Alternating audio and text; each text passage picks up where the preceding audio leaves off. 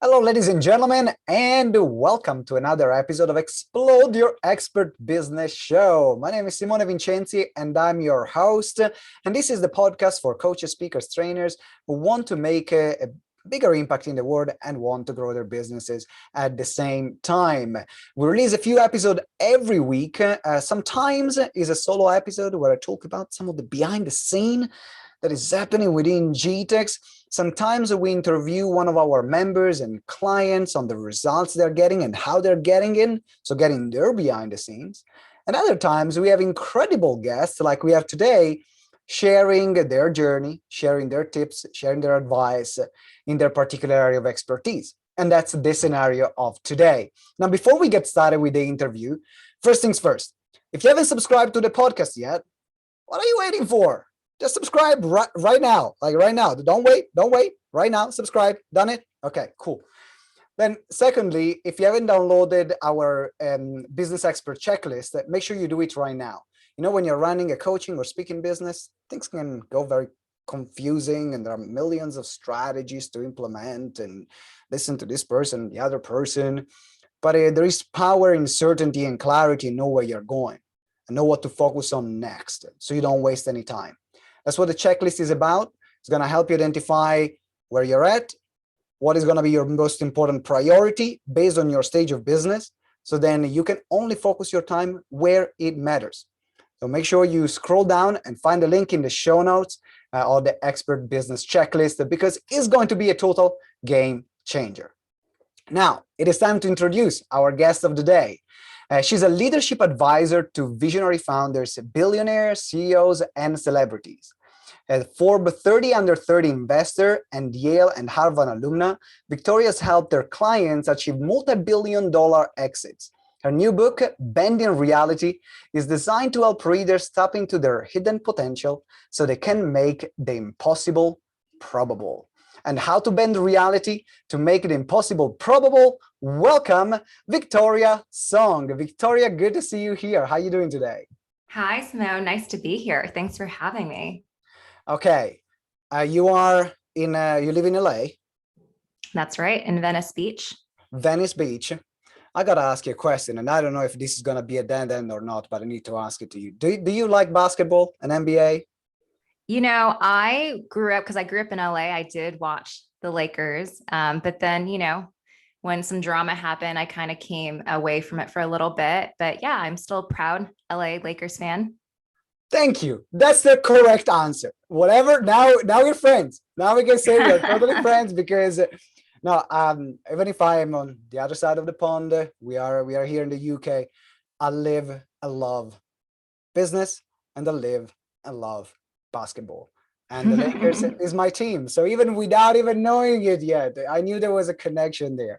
I love it. But we're not here to talk about basketball, NBA, and Lakers. We are here to talk about making the impossible probable. You have a new book coming out with this title. Mm-hmm. And the question is, what inspired you to write this book? Well, it's interesting you brought up basketball because, athletes have a word for this, which is they call it in the zone. Maybe you've heard this where basketball players will say, it's like the hoop appeared 3 times larger, time slowed down. I felt it was easier to make the shot. I felt comfortable in my body. So this state that they're describing is something that I train my clients to work in and have this become their default state.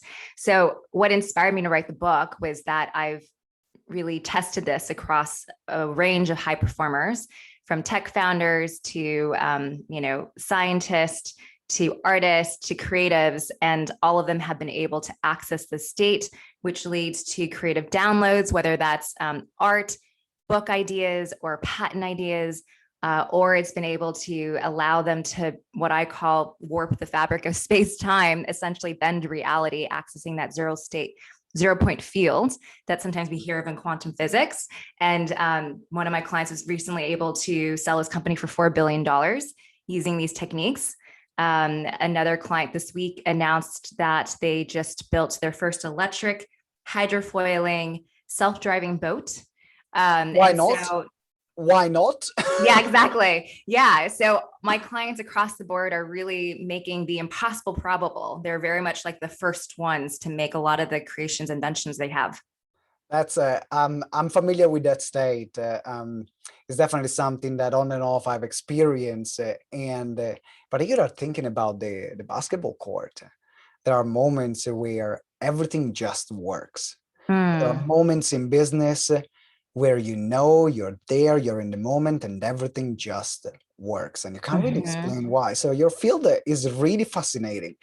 How did you get passionate about this? It's not that you wake up one day and it's like, let's bend space and time reality today. Or when I grow up, I'm going to bend the frame of time and space. I don't think it's one of these things that happen. So tell me a bit more about how did you end up doing this? Yeah, it's a great question. My background is very like analytical, very left brain. So I went to Yale and Harvard Business School. And then my first job was I worked in finance at Goldman Sachs. So my training has been very left brained. But I think naturally as a child, and all of us are very creative. And I think I've always been more of an artist. And in that sense, open-minded to explore things that are beyond what science can explain. We'll just put it that way. I think that magic is sometimes just another word for things that we're still learning how to figure out with science. So let me just put that out there. So when I, realized after performing in finance that I was quite unfulfilled, and I don't know, maybe you've hit this before, but you're like, wow, I'm successful, but I'm not feeling the way I thought I was going to feel inside from hitting these numbers or whatever it is, your growth metrics. And it really led me to go deeper. And I'm sure a lot of the reason why your clients are coaches is because they've understood this in their own way. So after finance, after making the Forbes 30 under 30 list and feeling really empty, I hired and worked with some of the best coaches in the world, therapists, healers, alternative healers, shamans. I've hired over 24 coaches. So I've been like a power user of coaches. Mm-hmm. And I just started to really study horizontally, because I know that some coaches and clients even will go through a modality and, for 10 plus years or a lifetime and become like the guru and expert. I really brought more of my like academic lens where I studied horizontally across all the different frameworks and tools and techniques. And then I started to just study like, what are the common denominators? What are the first principles behind this work? What it's like the meta framework. And then through that, I discovered really the first principles behind some call it self-development. Some people even call it magic. But in some ways, I feel like Bending Reality is teaching first principles of magic, but through a business book, because all of the examples are of leaders and all the examples are of like selling multi-billion-dollar companies. So it's for the business leader who maybe would never pick up a self-development book. Well, it's fascinating on how we can apply magic to business. Yeah. that's what this is about. Yeah. I don't use that word though, because a lot of skeptics would be like, what? It will put them off completely. It will put them off completely. It's like, what? No, magic is not real. We don't need it. But I think as a hopeless dreamer and visionary artist. And Italian, I think is just in me, to be honest. Yeah. Life is way better and business is way better with just a bit of magic. With just exactly. We're on the same page. I'm curious to know, when was the moment that you figured out this is what I want to do? This is me right now. I didn't know until I started doing it. So it was one of those moments where it's just taking action and feeling, how does it feel to be doing this in my body right now? And, something I really discuss in the book is this importance of cultivating not just your mindset, but your physical state. And what I found was, talking about this in the zone feeling, I felt like I was most in the zone in my flow state when I was coaching and helping and really serving my gifts in this capacity. So I got my coaching certification. I got 3, but my first one was through CTI, which maybe you've heard of. Yeah. And as part of their credential certification requirement, you need to do 100 hours of paid coaching. Yep. So frankly, when I started and signed up for it, I thought this was going to make me a better investor, a better manager. Maybe if I'm a CEO one day, it would make me a better employer. So I went into coaching thinking it was just going to be like another tool kit in my box. Another tool in my toolbox. And then once I did my 100 hours, I felt, like, wow, I am in the zone, happy, joyful, energized, feeling like this is play. And I never felt this way doing anything since I was a kid playing.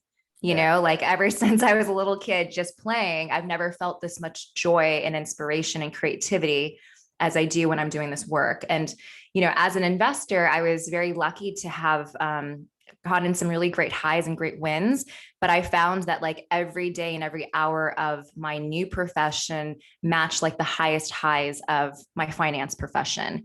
So, when you can find something where you're living in it day in and day out, and it's not just only in the peak moments, that felt like a really good fit. I can relate. For me, it's being on a stage and speaking.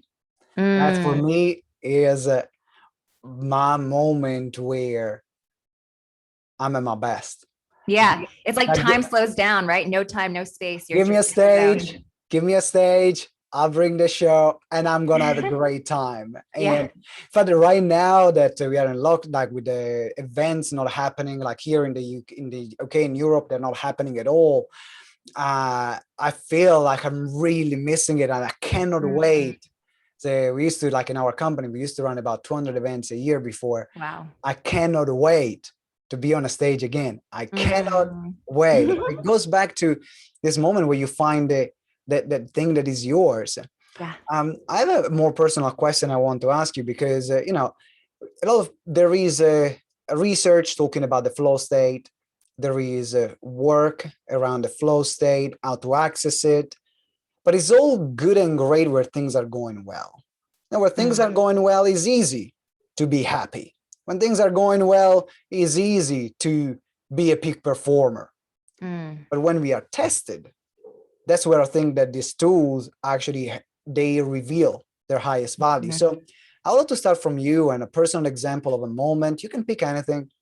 Moment in life where you were, can be a recent or past, where you were really tested, really tough moment. And you came out by using some of the strategies that you're writing in the book.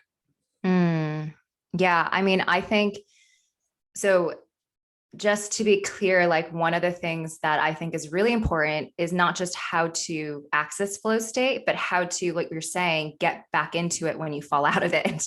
So that's what the book is really, so I love this question. I use the techniques all the time. So one of them that I recently used was, and I'm sure we've all felt this, but this is not, this is an everyday example that all of you can relate to this. I had hired a service provider and I was having a frustrating dynamic. And, like always, it's when we put our personal projections onto the situation that it gets really messy. And I think the story that I had in this relationship was like, oh, they don't value me as a client. I'm not being respected. I made up this whole story in my head. And what I found is that the things that make us contracted, that take us out of the flow state, are these old triggers, these old patterns, that activate something in us that feels like a previous state that didn't feel great.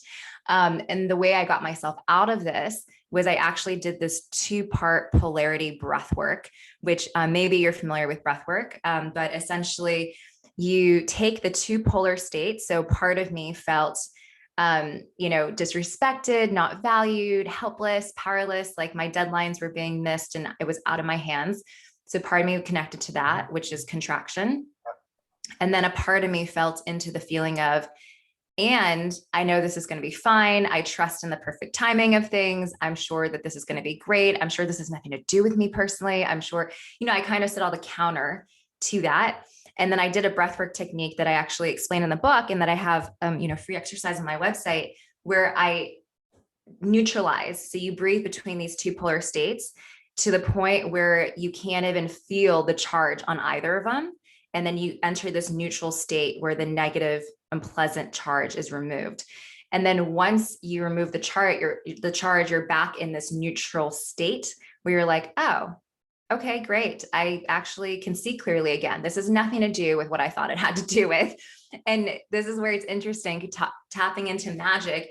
Every time I do this, I immediately get like an email into my inbox that's like totally different, where you're like, Yeah. wow, it's almost like they felt me on the other side, that I just cleared the thing that was energetically creating a charge that was making the situation harder, where I wasn't seeing reality as it was. I was seeing it through my own lens. So we're looking really not to swing from one emotion to the other. So, because I think there is the common misconception that being in flow is the state of extreme happiness. No, yeah. While what you're describing is more a state of extreme neutrality, where there is no sorrow or pain, Mm. there is no happiness, there is what it is. Am I correct Yeah, saying that? I love that way of thinking about it, because I do think that we tend to dualistically think about good, bad, right, wrong, like pleasant, unpleasant. So that is one way to look at it, that it's a state of neutrality. And kind of counterintuitively, what I'm also suggesting is that you learn to be with the discomfort. I think that mentally we like to jump over feeling what's actually there. Like we're feeling like if I were just having my story and not acknowledging that it was experiencing a feeling that I didn't like, I would have just continued to operate and behave as if like I'm in the reality that I'm operating in. So what I'm also advising is that we learn to sit in the discomfort of the uncertainty of the situation. So I know in the beginning of your introduction, you said like, let's find where there's certainty, we feel better in certainty. That's completely true. And I'm hoping to give people the tools for how to navigate the discomfort of uncertainty, how to navigate those moments of high stress and high anxiety when the life of an entrepreneur, which are my clients, is always in the state of the It's unknown. always that. Yeah. You always Yeah. have, if we were to judge and base our life as entrepreneurs based on what the good things and the bad things that happen, will never be, like, will always be an emotional wreck. Yeah. You can experience the highest highs and the lowest lows within minutes. Totally. Exactly. So the tools in the book are like, well, how do you navigate the inevitable anxiety that comes with that much uncertainty, that comes with being in the unknown, that comes with always pushing through your ceiling only to find your next floor and then trying to find your next ceiling. And that's the journey as an entrepreneur. So I think it's inevitable for us to have those moments of contraction, outside of flow state. And for me and my clients, it's how quickly can you get yourself back into the flow state by moving through the moment of contraction. And does it apply to any situation? Because I also understand that, there are things and things that happen. One is, oh, my bus Lakers lost the game and I'm upset right now. Another one being, oh, I lost $100 million today. Mm. Very different Mm-hmm. Events, let's say, Mm-hmm. that have a different emotional charge. So how does it apply? Is that you use different techniques depending on the situation? Is that Yeah, great everything actually question. is the same? What are Yeah, so more important to answer your question is how wound up the nervous system is. So you probably know people in your life that like go from 0 to 100 when you activate a hot topic, right? It's like there's no space for gray. They get really defensive. They take it really seriously, super personal. That's actually an example of a might nervous be one system. of them? I might be one of them. Totally. And you know what? Like, I love that you owned it, because we all have these moments. And the more we don't know how to process these energy patterns that cause us to tighten, the more they get frozen in our body. And then before you know it, we're someone who just has a tighter nervous system. We're more wound up. Things are more likely to activate us. And, I'm sure we all have examples. So this can show up as the person who is the one I just described, or it can also show up as the person who's always compromising themselves, becoming a people pleaser. They're really like attentive to everybody else. Both are examples of a nervous system that is wound up and doesn't feel physically safe.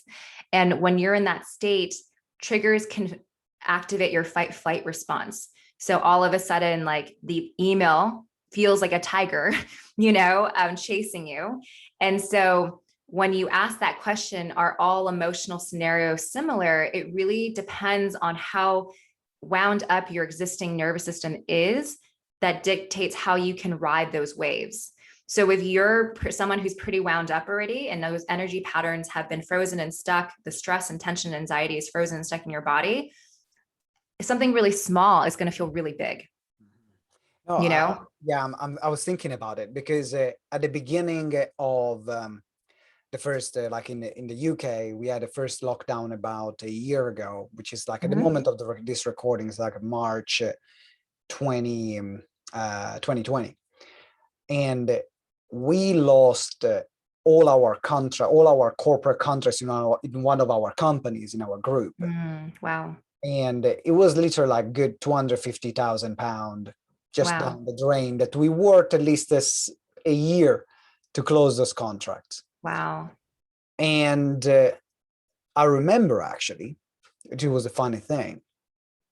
Me and my business partner lived it in a very completely different way, because he was the one that actually worked for the contracts. He was the one that had the relationship with the agencies. He was the one that really worked for, even if we are part of the same company. All I could see was the number.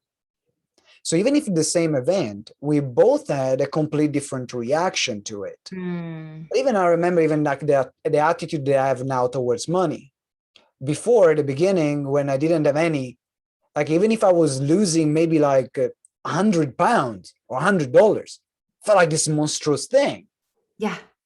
Now I could lose 10,000, 20,000. I'm like, I can make it back. I can make it back. It's like, no, it's annoying. It pisses me off, but you know, in the end of the world. Well, before it felt so. I hear what you're saying about how wired we are towards a certain situation. Now, I want to move a bit more inside the book. And is there a particular story that you're writing in a book or a particular scenario that really stood out for you that we could mention here in this interview?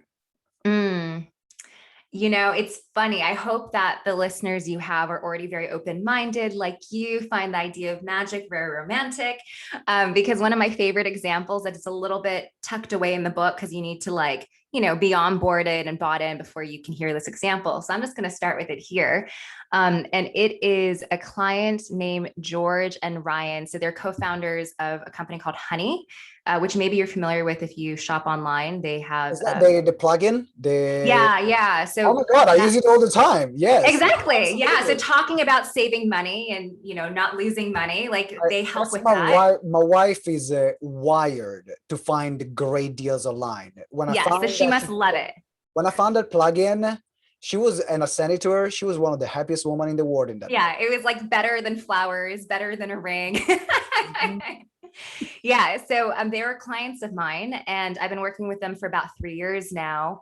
And when this is an example I give in the book, when George, the CEO of Honey, found me, he was very much in the state of contraction that you talked about, where he had his inner critic voice was his main driver. His discontent was his fuel.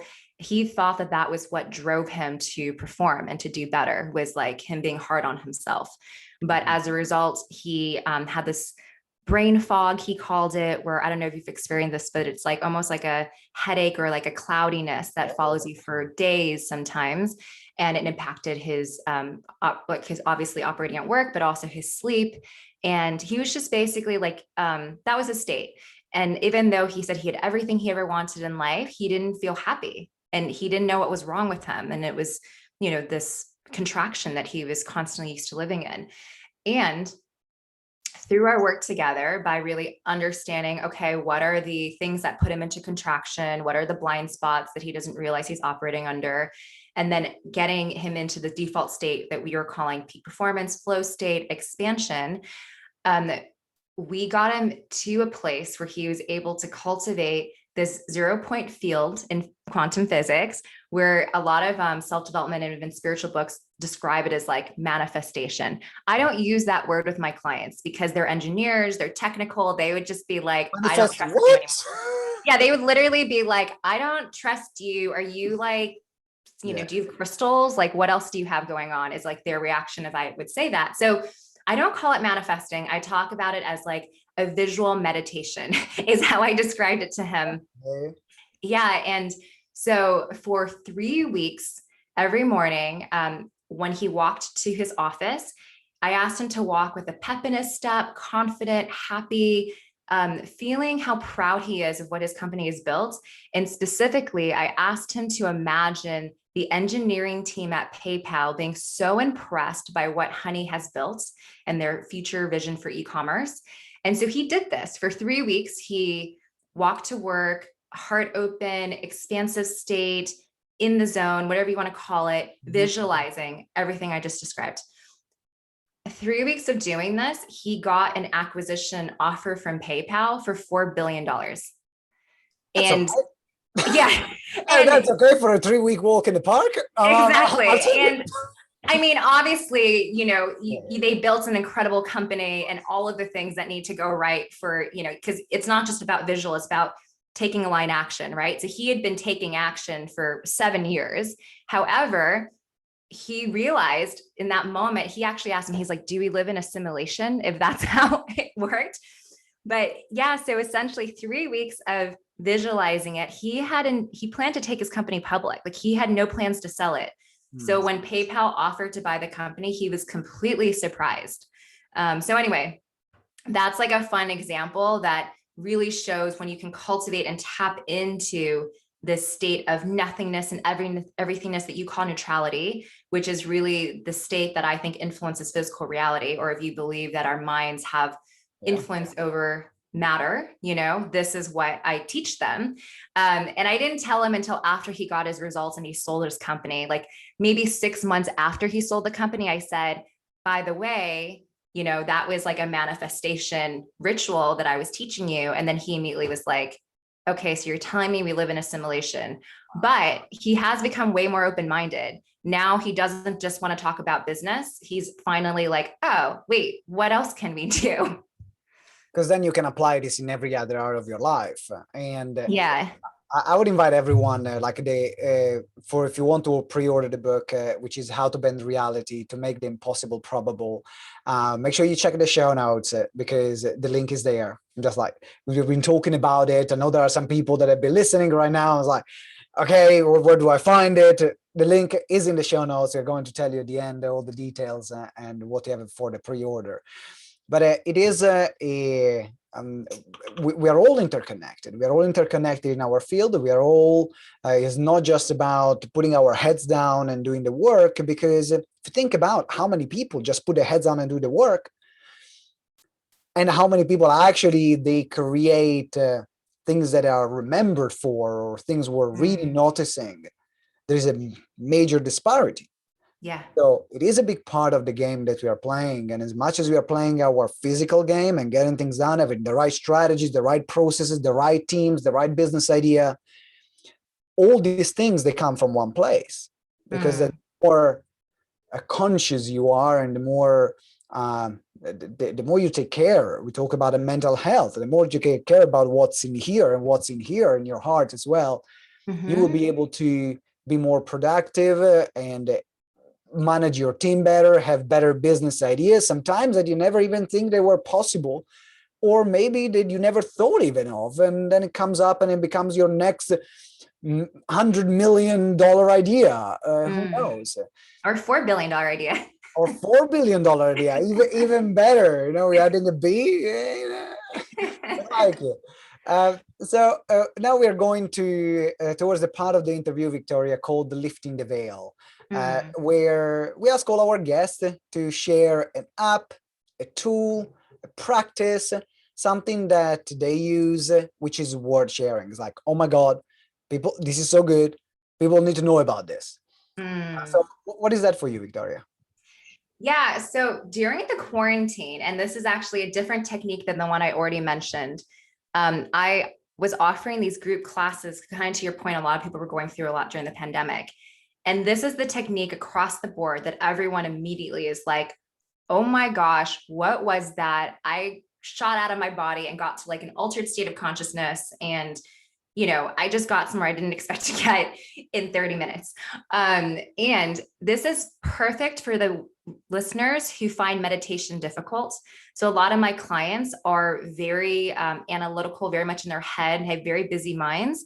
So it's especially challenging for them to slow down and be still and meditate. So this is called 3-part circular breath work. And I can actually just tell you how to do it real quick. It's all through the mouth. Let's do it now. Yeah. So I have a tech. You can listen to it on the audio on my website. So part of the bonuses of the book is you get a free breathwork audio, but it's all through the nose, not through your mouth. You may know this. And so first put one hand on your belly, one hand on your chest. And first you're going to breathe in through your mouth, filling up your belly, and then into your chest, and then release. And then again.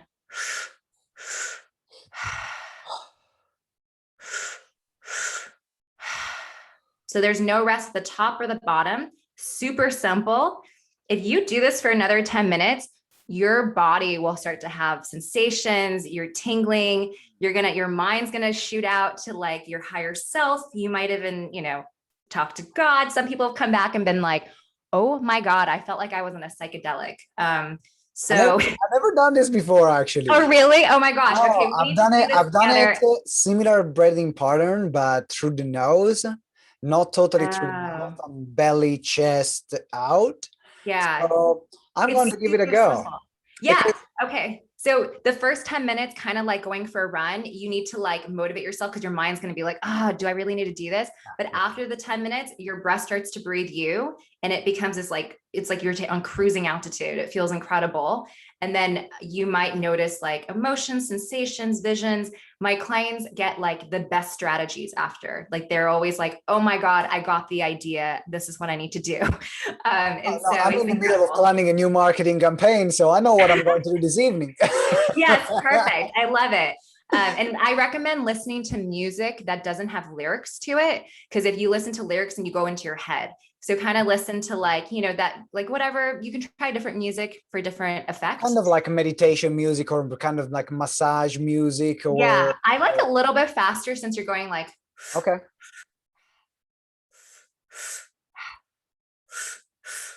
So something that like you feel like you can match your breath to. Like chill out music. Yeah, chill out with a tempo to it, Okay, yeah. I get it. A bit of Buddha bar. Okay. Perfect. Yeah, you'll have to tell me how it goes, but this is incredible. I will.